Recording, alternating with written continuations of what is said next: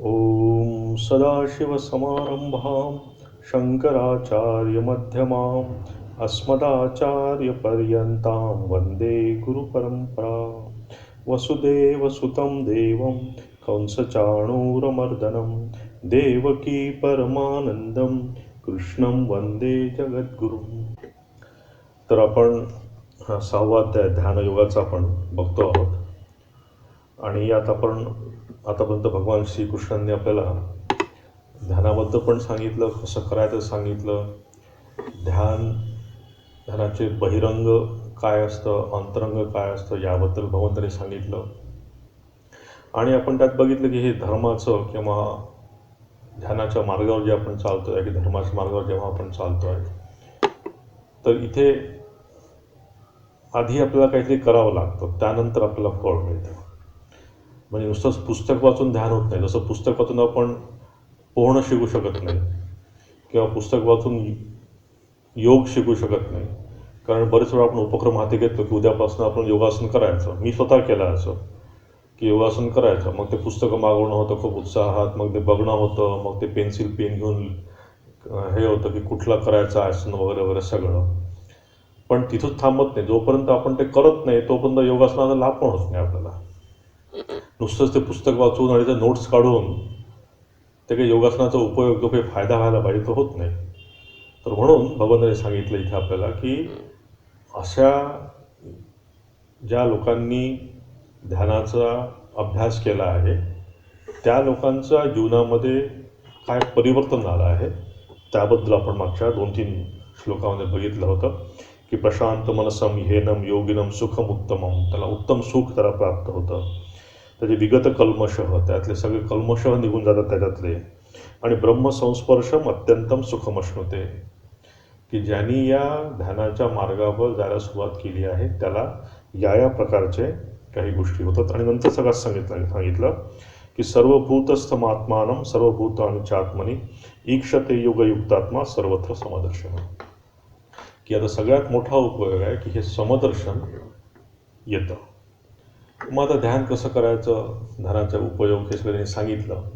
आणि आता ह्या 30व्या श्लोकात ते सांगत आहेत की योमाम पश्यति सर्वत्र सर्वं च मयि पश्यति तस्याहम न प्रणश्यामि सच मे न प्रणश्यति. जो पुरुष सर्व भूतांच्या ठाई सर्वांचा आत्मस्वरूप असा जो मी वासुदेव त्या मलाच पाहतो व सर्व भूतांना मज वासुदेवाच्या अंतर्गत पाहतो, त्याला मी अदृश्य होत नाही आणि तोही मला अदृश्य होत नाही, कारण तो माझ्या ठिकाणी ऐक्यभावाने स्थित असतो.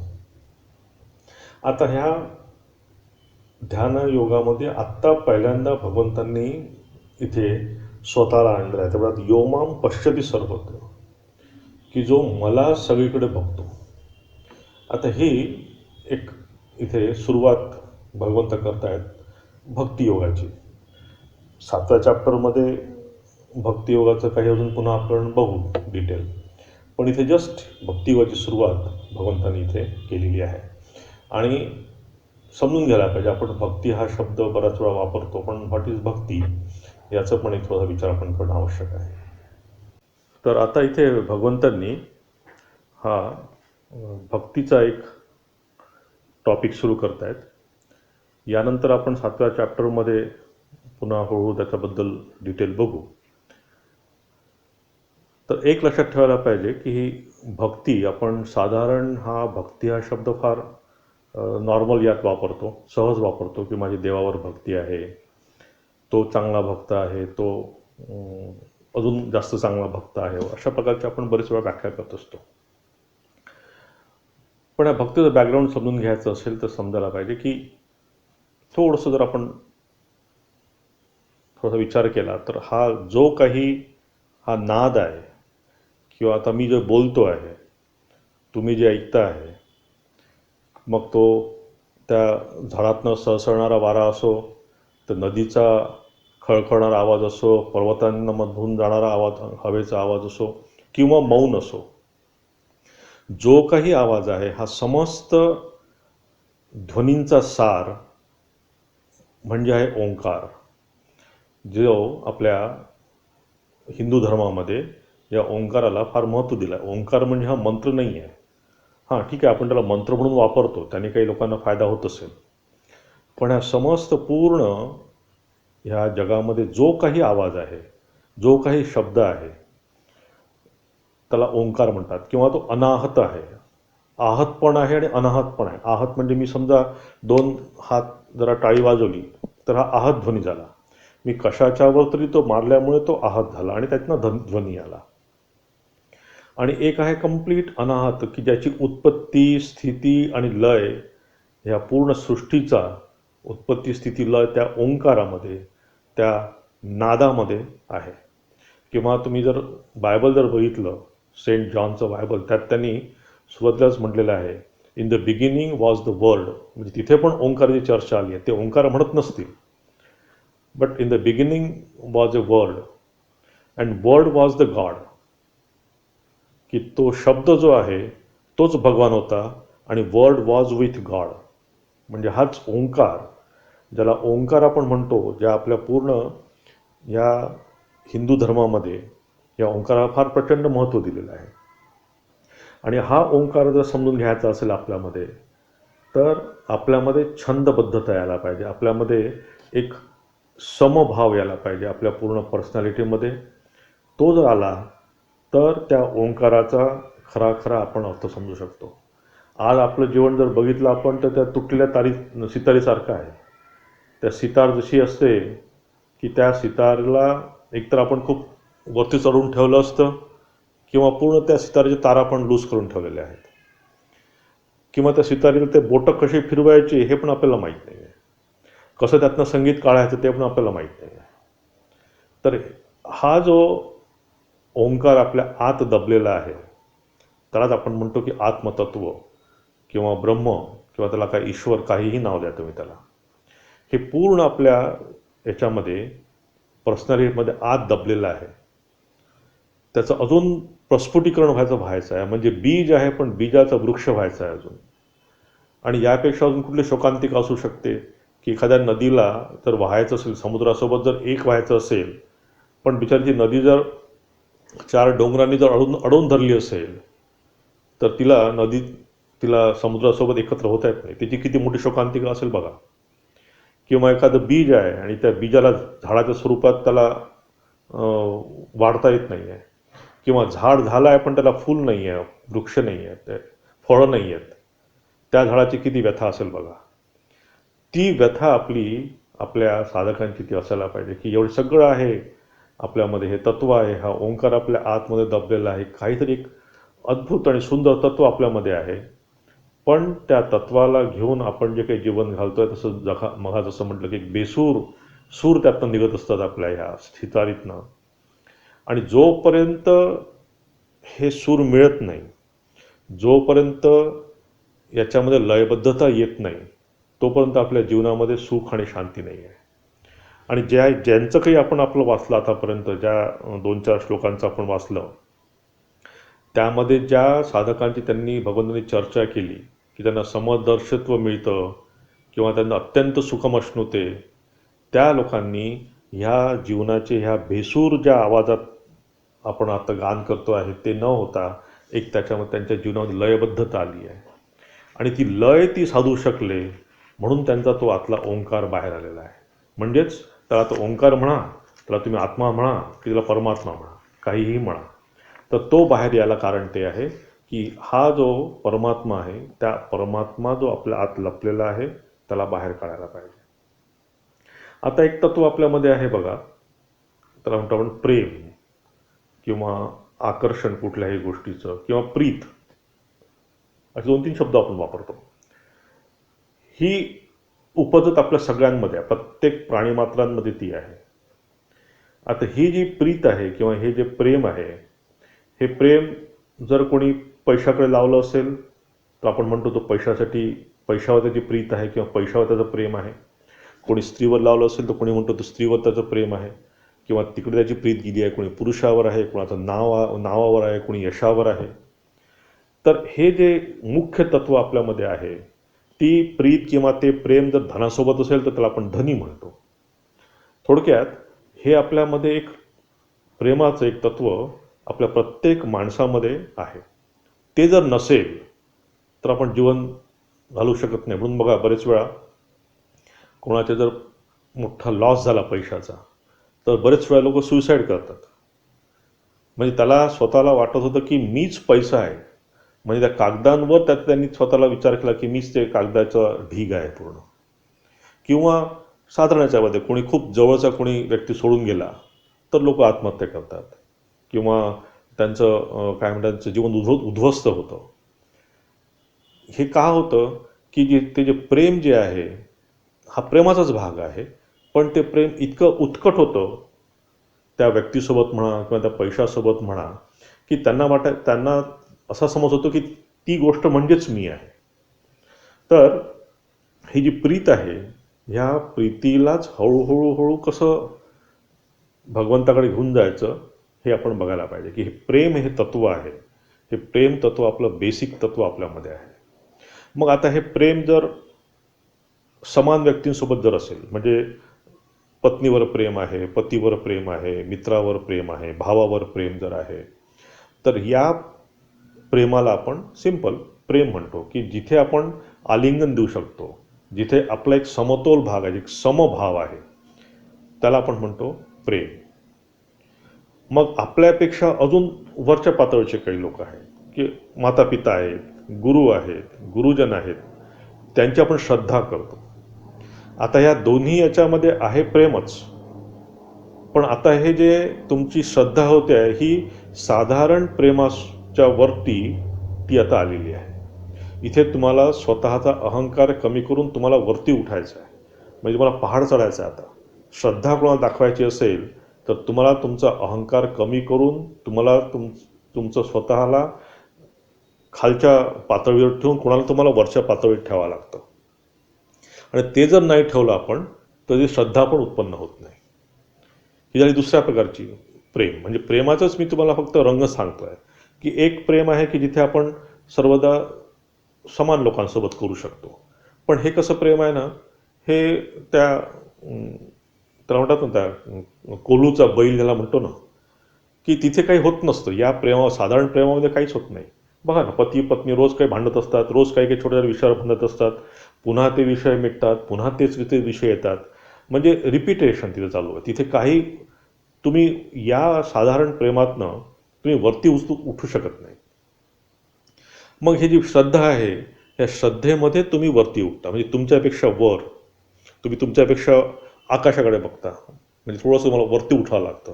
श्रद्धा जेव्हा तुम्हाला कोणाला दाखवायला लागते तेव्हा तुम्हाला कमीपणा घ्यावं लागतं आणि त्याला होतं. म्हणजे ऊर्ध्वगामी आहे ही श्रद्धा, तुम्हाला अजून वरती श्रद्धा घेऊन जाते.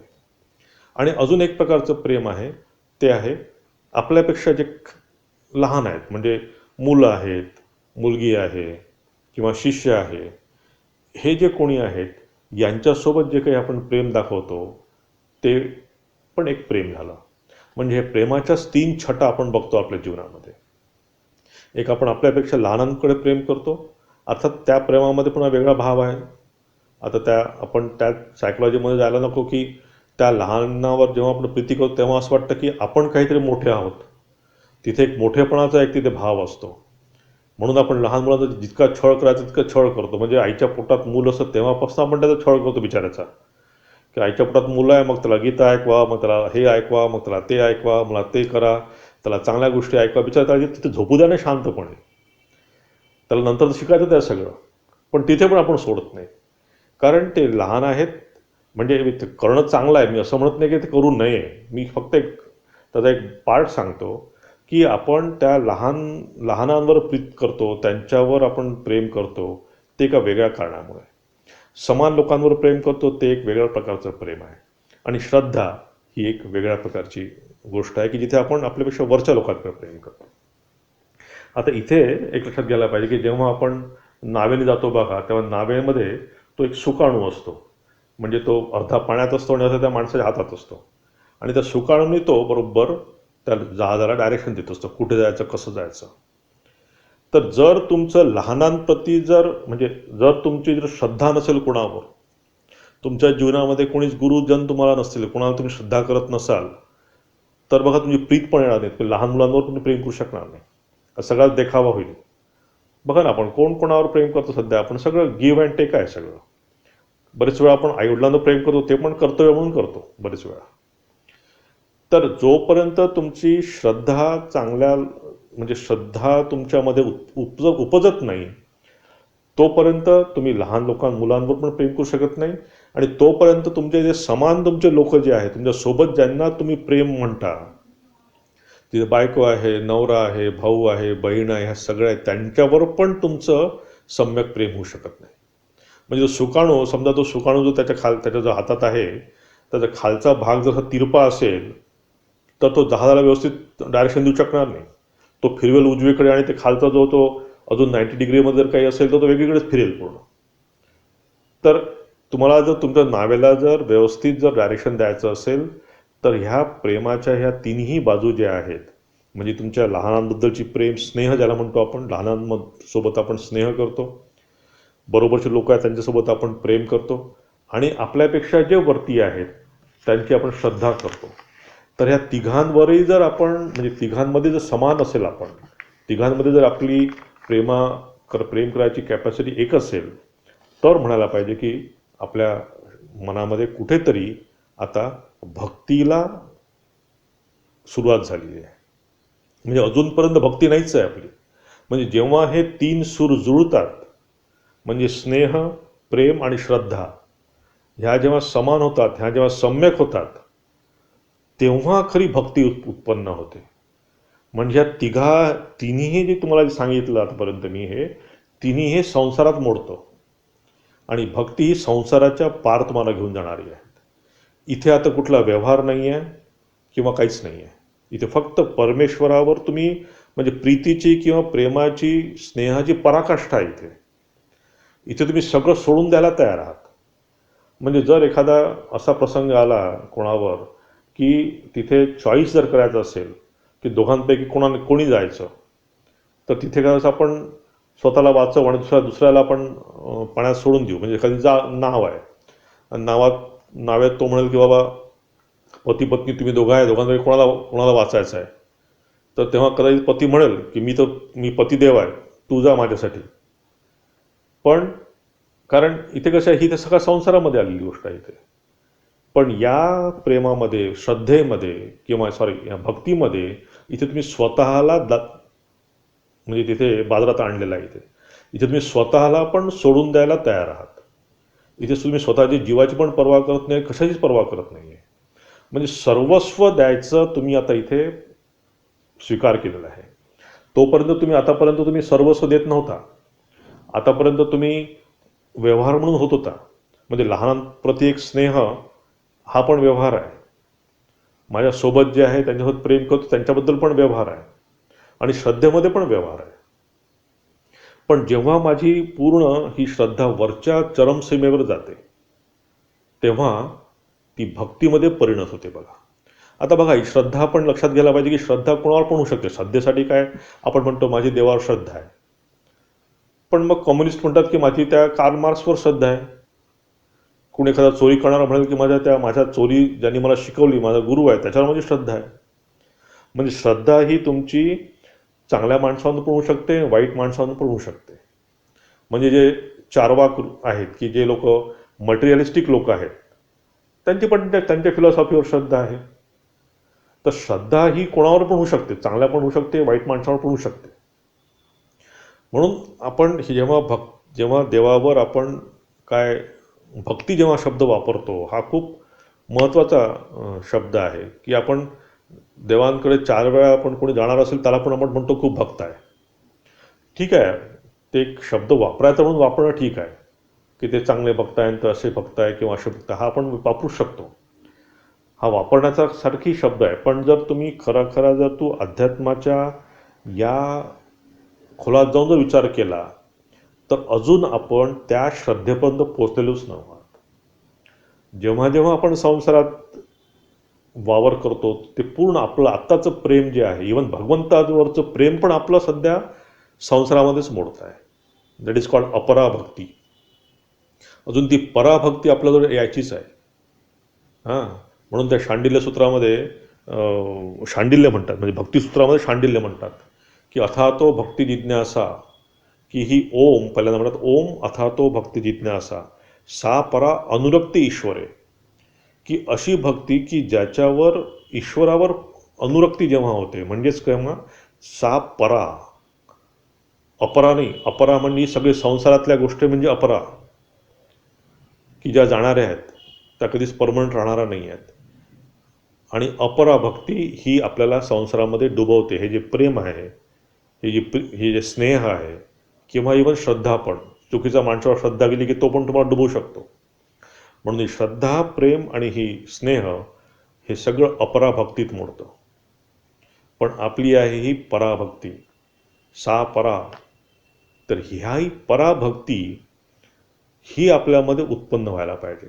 आणि केव्हा उत्पन्न होईल, की जेव्हा हे तीन ह्या गोष्टी आहेत त्या आपल्या समान विषयावर येतील. जेव्हा आपल्यामध्ये तेव्हाच आपला खरा सूर मिळेल आपल्याला. तेव्हाच खरं म्हणायला पाहिजे की सितार वाजवून आपल्याला शिकलो आपण. तेव्हाच म्हणायला पाहिजे की आपल्या पायात जे काही नृत्य होतं ते आता आपण नृत्य करू शकतो आहे. आपल्या आतमध्ये जे गाणं होतं ते आता मी गाणं म्हणू शकतो आहे. तेव्हाच म्हणता येईल की जेव्हा आपल्यामध्ये खरी भक्ती निर्माण होईल. आणि या भक्तीची इथे भगवंत व्याख्या करतायत. साधारण भक्ती इथे व्याख्या होत नाही आहे. म्हणून भक्तियोगामध्ये भगवंत सांगतील, पण भक्तीच्या संदर्भात हा भाग लक्षात घ्यायला पाहिजे की 2 वेळा जाऊन भगवंतापाशी हात जोडणं, 4 वेळा लोटांगण घालणं, उपास तापास करणं, याला भक्ती म्हणत नाही. हां ठीक आहे, हे आवश्यक आहे करणं. म्हणजे जो काही साधक आपण ज्या स्टेजपासून वरती जातो आहे ते सगळंच आवश्यक आहे, मी कधीच नाही म्हणत नाही. मी फक्त त्याचं एक तत्त्व सांगतो आहे. असं कोणी समजून घेऊ नये की मी जे काही म्हणजे सांगतो आहे ते काही म्हणजे जे काही आपण करतो आहे चुकीचं आहे. आपण मंदिरात जातो, देवाला प्रणाम करतो, जप करतो, यज्ञ करतो, हे चुकीचं काहीच नाही आहे. पण सांगायचं इथेच थांबू नये आपण. हे आवश्यक आहे. आपल्याला जर वरती पोचायचं असेल, छतावर जायचं असेल तर आपण त्या पायऱ्यांनीच जायला पाहिजे. आपण त्या पायऱ्यांनीच जायला पाहिजे तिथपर्यंत. ह्या पायऱ्या आहेत तिथपर्यंत पोचायच्या. पण त्या पायऱ्यांनाच बसून जर आपण म्हटलं की नाही आता मी भक्ती अचीव केली आहे, की आता मी खूप मोठा भक्त झालो आहे, की माझ्यामध्ये भगवंताबद्दल भक्ती निर्माण झालेली आहे, असं जर म्हणून बसलो आपण तर ते चुकीचं होईल. म्हणून इथे भगवंत म्हणतात की अशा भक्ताला ते म्हणतात की यो माम पश्यती सर्वत्र. आता इथे माम जेव्हा म्हटलं आहे की मला, इथं असं समजू नये की तो माम म्हणजे भगवंत ईश्वर आहे, किंवा ज्याला आपण म्हणतो एकरूप ईश्वर. इथे ते फक्त केवळ भगवंताला म्हणायचं नाही आहे. इथे शेवटी पुन्हा आपण आतापर्यंत जे काही उपनिषद बघत आलो आहे की साक्षी ईश्वर, तेच इथे भगवंतांना म्हणायचं आहे की ज्यांनी कोणी योमाम पश्यती सर्वत्र सर्वम च मयी पश्यती, की सर्वत्र आत्मदर्शन, जो मला बघतो, म्हणजे फक्त मंदिरामध्ये जे भगवंत आहेत त्यांनाच मी बघतो, आणि मी जेव्हा मंदिरातून बाहेर येतो तेव्हा साधारण जो एक माणूस आहे, पीडित माणूस बसलेला आहे तिथे, त्याच्यामध्ये मी भगवंत बघत नाही, तर त्याला खरी अजून भक्ती उत्पन्नच झालेली नाही आहे. त्याने अजून फक्त त्या मूर्तीमध्येच भगवंत बघितला आहे. ठीक आहे, थोडीफार त्याची उन्नती झाली असेल, पण सर्वत्र समदर्शन हे त्याला अजून झालेलं नाही आहे. आणि ही भक्ती आहे ही पराकाष्ठा, म्हणजे प्रत्येक गोष्टीमध्ये भगवंताला बघणं आहे. प्रत्येक गोष्टीमध्ये भगवंताला जर बघू शकत असेल तरच तिथे त्याची खरी त्याच्यामध्ये भक्ती उत्पन्न झाली आहे, आपलं असं म्हणता येईल की हायेस्ट फॉर्म ऑफ भक्ती. म्हणून की सर्वत्र आत्मदर्शन, सर्वत्र ईश्वर दर्शन म्हणजे काय, सर्वत्र आत्मदर्शन. तर इथे म्हणतात की योमाम पश्यती सर्वत्र सर्वम च मयी पश्यती. आपण भगवान श्रीरामकृष्णाच्या जीवनात बघतो की ठाकूर तिथे त्यांच्या रूममध्ये आहेत आणि कोणीतरी पलीकडच्या तीरावर एक जो नावाडी आहे तो दुसऱ्या नावाड्याला मारतो. त्या दोघांचे भांडणं चालू असतात. पण तो जेव्हा त्याला मारतो तर वळ उमटतात श्रीरामकृष्णांच्या अंगावर. आता हे तुम्ही मेडिकली किंवा काही कुठल्याच गोष्टी तुम्ही हे उदाहरण बसू शकत नाही, पण हे झालेलं आहे. हे सर्वत्र समदर्शन जेव्हा तुमच्या खरोखर त्या अंगात भिनेल, जेव्हा ते खरी ह्या सगळ्याचं तुम्ही बघा, पहिल्यांदा ओंकाराची जी गोष्ट म्हटलेली की जो नाद ब्रह्म आहे, ह्या प्रत्येक गोष्टीमध्ये जो काही नाद आहे, जोपर्यंत त्याच्याशी आपण समरस होत नाही, कारण आपल्यामध्ये आत जो नाद आहे तोच बाहेर आहे. समष्टी आणि व्यष्टी ह्या दोन गोष्टी एकच आहेत. इथे काही वेगळ्या नाही आहेत. आपला जे आत जो एक मौनामध्ये पण एक आवाज आहे, मौनामध्ये पण एक आनंद आहे, मौनामध्ये पण एक ओंकार आहे. तर हा ओंकार जेव्हा बाहेरच्या आवाजासोबत जो जेव्हा एकत्र होतो, एक होतो, तेव्हाच हे समदर्शन होतं. आणि केव्हा होतं की जेव्हा आपल्याला आत्मदर्शन होतं तेव्हा शक्य आहे सगळ्या गोष्टी, नाही तर शक्य नाही आहे. पण म्हणून इथे म्हणतात की ही इथे मयी जो शब्द आहे की मला, याचा अर्थ लक्षात घ्यायला पाहिजे की इथे सर्वत्र दर्शन आहे, सर्वत्र समदर्शनाचा इथे भाग येतो. कोण एकदेशीय नाही, की गोपींचं प्रेम जे आहे ते बघा एकदेशीय आहे. फक्त श्रीकृष्णावर त्या प्रेम करायच्या, श्रीकृष्णांवर त्यांचं अतूट प्रेम होतं. ते झालं एकदेशीय, एकनिष्ठा, एकदेशीय प्रेम. हे पण एक प्रेम महत्त्वाचं आहे. याला म्हणजे हे काही कमी दर्जाचं प्रेम नाही आहे. परंतु आपला उद्देश काय आहे की सर्वत्र समदर्शन करणं हा आपला उद्देश आहे. की प्रत्येक गोष्टीमध्ये भगवंताला बघणं हा खरा आपला उद्देश आहे. तिथे पुढे भगवंत म्हणतात की अवजानंती मां मूढाम मानुषीम तनुमाश्रितम, की काही लोक मला माणूस म्हणून समजतात. म्हणजे भगवान श्रीकृष्णच म्हणतात की मी सगळ्या सृष्टीमध्ये सगळीकडे आहे मी, पण अवजानंती मां मूढाम मानुषीम तनुमाश्रितम, की लोक मला एक माणूस समजतात साधारण, की एक माणसाचा मी वेश घेतला आहे, मी कृष्णाचा मुकुट चढवला आहे आणि मी असा कृष्ण, असंच मला लोक समजतात. पण मी प्रत्येक चराचरामध्ये आहे हे भगवंत तेव्हा पुढे सांगतील आपल्याला. पण एक लक्षात ठेवला पाहिजे हे सांगत असताना की हे जे काही आम्ही सांगितलं हे पुढच्या म्हणजे तुमच्या भक्तीच्या साठवण फार आवश्यक आहे. म्हणजे हळूहळू भक्ती डेव्हलप होण्यासाठी आपण याच्यापूर्वी बघितलं की पहिल्यांदा एका इष्टावर आपलं मन व्हायला पाहिजे. तिथे जेव्हा जमेल तेव्हाच आपल्याला समजू शकेल. आणि म्हणून इथे वेदांत येतो की जोपर्यंत तुम्ही स्वतःच्या आतमध्ये बघत नाही तोपर्यंत बाहेर तुम्ही बघू शकत नाही. जेव्हा जे कणात नाही आहे ते सृष्टीत कसं असणार आहे, जे बीजामध्ये नाही आहे ते झाडामध्ये कसं येणार आहे. तर आपल्यामध्ये जोपर्यंत आपण बघत नाही, जोपर्यंत मी स्वतःमध्ये ते आत्मतत्व माझ्यामध्ये हे बघत नाही किंवा त्याचा मला जोपर्यंत अनुभव येत नाही, अनुभूती मला जोपर्यंत येत नाही तोपर्यंत मला बाहेर पण दिसणं शक्य नाही आहे. असं कधीच शक्य नाही आहे की मी त्या मूर्तीमध्ये भगवंत बघतो आहे आणि माझ्यामध्ये बघत नाही आहे. जेव्हा तुम्ही स्वतःमध्ये भगवंत बघाल, तुम्ही स्वतःला ईश्वर स्वरूप समजाल, तुम्ही आत्मस्वरूप समजाल, तेव्हाच तुम्ही बाहेर भगवंत किंवा ईश्वर बघू शकाल. हे एक लक्षात घ्यायला पाहिजे. पण सुरुवातीला आपलं मन इतकं सूक्ष्म नसतं, किंवा मी जे हे परमात्म्याची गोष्ट करतो आहे की सर्वत्र समदर्शन करायची, हा जो मी म्हणतो आहे तुम्हाला की त्याच्यावर आपलं इतकं सहज मन बसत नसतं. आपलं मन सदैव एखादा मूर्तीवर किंवा एखाद्या आपल्या इष्टावर त्याच्यावर मन बसणं सहज शक्य आहे. पण फॉर्मलेस गॉड ज्याला म्हणतो आपण, तिथे आपलं मन सहसा बसत नाही. आणि ते मन सूक्ष्म होणं हे फार आवश्यक आहे. आणि मन सूक्ष्म व्हायसाठी म्हणून हे इष्टावर किंवा ईश्वरावर पहिल्यांदा ध्यान करायला इथे भगवंत सांगतो आहे. की जो भगवंत आपल्यासारखाच आहे, म्हणजे तो पण खातो पितो आपल्यासारखंच सगळं करतो. म्हणून तुम्ही बघा म्हणजे जे वैष्णव मंदिरं आहेत किंवा थोडंफार आपले पण म्हणजे मठाचे पण मंदिरं बघा की श्रीरामकृष्णांना आपण भोग देतो, नैवेद्य देतो, मग त्याचा प्रसाद आपण घेतो, मग त्यांचं शयनगृह असतं. आता हे कसं आहे की याला तुम्हाला थोडंसं तुम्हाला जवळ आणण्याचा प्रयत्न करतायत की तो भगवंत पण तुमच्याकडे साधारण आहे. कारण स्वामी विवेकानंद म्हणतात ना की एखाद्या म्हशीला जर तिचा भगवंत विचार करायचं काम पडलं की भगवंत माझा म्हशीचा भगवंत कसा असेल, तर स्वामीजी म्हणतात की ती काय विचार करेल, मोठी म्हैस, म्हणजे तिच्यापेक्षा मोठी म्हैस, म्हणजे म्हशीचा देव कसा असेल, मोठी म्हैसच असेल. पण ती कधी तुमच्या श्रीरामकृष्णांना देव म्हणणार नाही म्हैस. तसंच माणसाचं आहे की देव कसा असणार आहे की माझ्यापेक्षा जास्त मोठा, की ज्याच्यामध्ये सगळ्याच गोष्टी आहेत, सगळ्या शक्ती आहे त्याच्यामध्ये, तो सगळंच करू शकतो. ओमनी प्रेझेंट आणि ओमनिसियंट दोन्ही आहे. तो सर्वत्र आहे आणि माझ्यामध्ये पण आहे, बाहेर पण आहे. तर अशाच ईश्वराची आपण कल्पना करू शकतो. एकदम ह्युमन म्हणजे याला ही सायकोलॉजीला धरून ह्या गोष्टी आहेत. म्हणून आपल्या ह्या शास्त्रामध्ये सांगितलेलं आहे की हे तुम्ही याप्रमाणे जर तुम्ही भगवंताचं ध्यान केलं तर ते आवश्यक आहे किंवा करायला पाहिजे.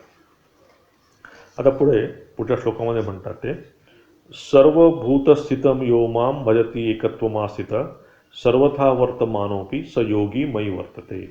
31वा श्लोक. याप्रमाणे जो पुरुष ऐक्यभावाला प्राप्त होऊन सर्व भूतांचे ठिकाणी आत्मरूपाने असलेला जो सच्चिदानंद घन वासुदेव अशा मला भजतो तो योगी सर्व प्रकाराने वर्तत असला तरी माझ्या ठिकाणीच राहतो. थोडक्यात की तो माझ्या ठिकाणी राहतो म्हणजे की असा योगी की ज्यांनी मला बघितला आहे की माझ्यासोबत म्हणजे माझ्यासारखाच हा भगवंत आहे, माझ्याकडे खातो पितो आणि सगळं करतो, अशा भगवंताला ते म्हणतात एकत्वम आस्थित सन भजती. की अशा भगवंताला भगवान म्हणजे सगळ्यांमध्येच तो अवस्थित आहे असं तो बघतो. आणि सर्वथा वर्तमान होती की तो जरी बाहेरून काही दिसत नसला काही करताना तरीही त्याच्यामध्ये तोच भगवान विराजत आहे. म्हणजे बघा ना, काही काही लोक म्हणजे जे साधक थोडे उच्च अवस्थेला पोचलेले आहेत ते मग हे पूजा अर्चा याच्यामध्ये जास्त ते अडकलेले नसतात. म्हणजे ठाकुराचं उदाहरण जर घेतलं आपण तर तिथे मास्टर महाशय जातात, तेव्हा मास्टर महाशय पहिल्यांदाच जातात तिथे त्यांच्या रूममध्ये. तेव्हा ती वृंदा म्हणून त्यांच्या तिथे रूम साफ करणारी एक बाई असते ठाकुरांच्याकडे. तर ती वृंदा बाहेर असते तेव्हा मास्टर महाशय त्याला विचारतात की हे काय आता सध्या तर नाही आहेत श्रीरामकृष्ण रूममध्ये, मग काय ते संध्यावर करतात का, ते काय गायत्रीचा जप करतात का. तेव्हा ती वृंदा म्हणते नाही, ती गायत्री बी ते काही करत नाही, तर सगळं तोंडावर आहे सगळ्या गोष्टी, म्हणजे त्यांच्या जिभेवर सगळ्या गोष्टी आहेत, ती वृंदा म्हणते. पण हेच श्रीरामकृष्ण पहिल्यांदा खूप जोमाने त्यांनी इतक्या निष्ठेने हे गायत्री सगळं केलेलं आहे आणि हे करत करत करतच ते वरती गेलेले आहेत, ते एकदम उडी मारून गेलेले नाही आहेत. तर इथे भगवंत म्हणतात की जे कोणी आपण ज्या कोणत्या स्थितीत आहोत म्हणजे सध्याच्या ज्या कुठल्या स्थितीत आहोत त्या स्थितीपासूनच आपण वरती यायला पाहिजे. आणि जेव्हा एकदा त्या स्टेजवर आपण आलो तर मग त्या खालच्या गोष्टी निघून जातात. आता बघा, समजा आपण लहानपणी असताना आपण आईला बाबांना आपण खूप प्रेमाने म्हणायचं की म्हणजे आई पण म्हणायची तुम्हाला प्रेमाने की मी तुझ्यावर खूप प्रेम करते वगैरे. पण आपण मोठं झाल्यानंतर थोडी म्हणतो सारखं. It is understood. ते एक प्रगल्भ प्रकारचं एक वेगळ्या प्रकारचं ते प्रेम होतं. आपण सदैव काय आईला आणि बाबांना काय नुसतं देऊन गळ्यात मिळत नाही, गळ्यात भेट घालत नाही आपण. तिथे प्रगल्भता आली, ती स्टेज सुटली खाली. तर तसंच इथे ते म्हणतात की कुठल्याही सर्वता वर्तमानोपी तो फक्त तो योगी जो आहे, तर योगी म्हणजे इथे फक्त संन्यासीच नाही, तो योगी म्हणजे गृहस्थ जरी असला तरीही तो म्हणजे योगीच आहे असंच ते तिथे म्हणतात की तो ब्रह्मचर्य असो की गृहस्थ असो की संन्यासी असो. आत्मौपम्येन सर्वत्र समं पश्यति योर्जुन सुखम वा यदि वा दुःखम स योगी परमो मतः. आणि हे अर्जुना, जो योगी आपल्या सादृश्याने सर्व भूतांना सम पाहतो व सुख किंवा दुःख या सर्वांच्या ठिकाणी सम पाहतो तो योगी परमश्रेष्ठ मानला जातो. आता हे बघा, इथं वारंवार तोच एक विषय भगवंत इथे आणतायत. कारण इथे भगवंतांना सारखंच तुम्हाला आपल्याला हॅमरिंग करतायत भगवंत की ही जर भक्ती कोणावर उत्पन्न झाली म्हणजे मगाशी सांगितले आपण की पराभक्ती अपराभक्ती नाही, ही जोपर्यंत भक्ती आपल्यामध्ये आतापर्यंत श्रद्धाच उत्पन्न झालेली नाही खरी, ती श्रद्धा जेव्हा उत्पन्न होईल त्यानंतर भक्ती पराकाष्ठा येईल. आणि मगच आपण बघितलं या तिन्ही गोष्टी जर एकत्र असतील, तिन्ही लयबद्धता असेल, तिन्हीमध्ये एक सूर जर निघत असेल आपला, तरच ही अशा प्रकारची भक्ती आपल्याला मिळते. आणि ही जर भक्ती आली आपल्यामध्ये तर मग त्या साधकाचं काय होतं. म्हणून ते सारखा तो विषय इथे एकच सब्जेक्ट थोडंसं आणतात की ह्या ज्ञानाचं आता मन पुन्हा एक्सपांड झाला आहे. तो आता आपल्या फक्त शरीरात बघतो असं नाही आहे, म्हणजे स्वतःमध्ये तो आत्मा बघतच होता, पण आता तो सगळ्या शरीरांमागे स्वतःला बघतो आहे. म्हणजे आतापर्यंत तो स्वतःमध्ये त्यांनी बघितलं आणि आता तो प्रत्येक प्राणीमात्रामध्ये आत्म्याला बघतो आहे. म्हणजे जणू काही त्याचं शरीर म्हणजे हात पाय आपले जसे वेगवेगळे आहे, तसं ह्या सृष्टीतलं सगळं जो काही म्हणजे ही सृष्टी जी आहे ही सगळी त्या आत्म्याने भरलेली आहे असं त्याला दिसतं. आत्मौपम्येन सर्वत्र समम पश्यती. आणि म्हणून अशाच माणसामध्ये बघा की ज्या माणसांमध्ये अशा प्रकारचं प्रेम उत्पन्न होतं त्यांच्याचमध्ये आत्यंतिक प्रेम किंवा आत्यंतिक करुणा येते. आपलं आताचं प्रेम आताची करुणा ही पूर्ण आपली सेल्फिश आहे किंवा त्याच्यामध्ये पण संसार आहे, त्याच्यामुळे पण गिव्ह अँड टेक आहे. पण हे आत्यंतिक प्रेम ज्याला म्हणतो श्रीरामकृष्ण अहेतुक प्रेम, भगवंताचं प्रेम श्रीरामकृष्ण म्हणतात की तिथे कुठल्याच प्रकारचा हेतू नसतो किंवा त्या करुणेमध्ये पण कुठल्याच प्रकारची छाटकाट नसते. ती करुणा सदैव प्रत्येक सर्वसाधारणती असते. श्रीरामकृष्ण वरती त्या छतावर जाऊन म्हणतात की ए कुठे आहे तुम्ही, या सगळे. की कलकत्त्यामध्ये सगळे लोक कसे त्या किड्यांसारखे वळवळत आहेत. स्वामीजी अमेरिकेत जेव्हा असतात तेव्हा त्यांना ह्या इथल्या गरिबांबद्दल कळवळ वाटून त्यांच्या डोळ्यात पाणी येतं. ही आत्यंतिक करुणा आहे बघा. आपल्या कोणा किती लोकांच्या डोळ्यामध्ये पाणी येतं बघा कोणात दुःख बघून, येतं थोड्या वेळात होतं. तुमच्या घरातली ती काम करणारी मोलकरी नसेल, तुमच्या आजूबाजूची कोणी असेल तर तुमच्यामध्ये करुणा उत्पन्न होईल दुःख बघून. पण ही समाजासाठी असलेली जी करुणा आहे, स्वामी विवेकानंद बेदूर म्हणतात आपल्या रूममध्ये इथे बसले आहेत आणि इजिप्तमध्ये भूकंप झाला आणि स्वामीजींना कळवळून असं आलं की काय लोकांना नुकसान झालं, किती लोकांचे प्राण गेले. तर ही जी आत्यंतिक करुणा, आत्यंतिक प्रेम जे उत्पन्न होतं हे केव्हा होतं की जोपर्यंत या प्रकारची भक्ती, या प्रकारचं प्रेम किंवा या प्रकारचं समदर्शित्व, या प्रकारचं सगळ्यांमध्ये आत्मा बघायची जी काही वृत्ती म्हणा किंवा जी काही त्यांची नेचर होऊन बसतं तोपर्यंत हे शक्य नाही आहे. म्हणून जोपर्यंत मग म्हटलं की भक्ती निर्माण व्हायच्या आधी जे काही आपण संसारात बघतो ते सगळं अपरामध्ये पडतं, ते सगळं संसारामध्ये पडतं आणि म्हणून मग हे सगळे लोक याच्या वरती जातात. आणि त्यालाच म्हणतात आपण युनिव्हर्सल प्रेम म्हणा किंवा ज्याला आपण म्हणतो भगवंताचं की जे सगळे समान त्यांच्यासमोर, भगवंतांच्यासमोर सगळे समान आहेत. त्याचं कारण हे आहे. आत्मौपम्येन सर्वत्र सर्वंच पश्यती योजना सुखम वा यदि वा दुःखम स योगी परमो मत. की त्यालाच आपण खरं योगी म्हणायला पाहिजे. तर इथे भगवंतांनी आपल्याला आतापर्यंत साधना कशी करायची, ध्यान कसं करायचं ते शिकवलं.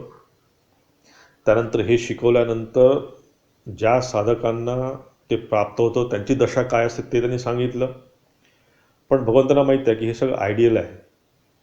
हे पुन्हा आपल्यासारखे साधारण लोक जे आहेत ते पुन्हा त्यांना हे प्रश्न पडणार आहेत. आणि म्हणून इथे पुन्हा आता याच्यानंतर अर्जुनाचा प्रश्न सुरू होतो की इथे सर्वसाधारण माणसांचा तो आता प्रश्न विचारतो आहे की तुमच्या आमच्यासारख्यांचा प्रश्न की हे सगळं मला कळलं की एवढं सगळं आहे, पण तरी मला कळतं सगळं पण वळत नाही, ज्याला म्हणतो ना आपण की सगळं कळतं हो पण ते काय जेव्हा करायचं आहे तेव्हा सगळंच कुठं ते घोडं पेंड खातं माहीत नाही, आपण म्हणतो मला. तर तसं ह्या अर्जुनाने सगळं हे म्हणतो आहे की अर्जुन पुढच्या आता क्लासमध्ये आपण त्याला घेऊ हा विषय. तर इथे अर्जुन म्हणतो की चंचलत्वात स्थिती स्थिराम, की माझं मन इतकं चंचल आहे भगवंत की तुम्ही जे सांगता ते मला काही कळत नाही.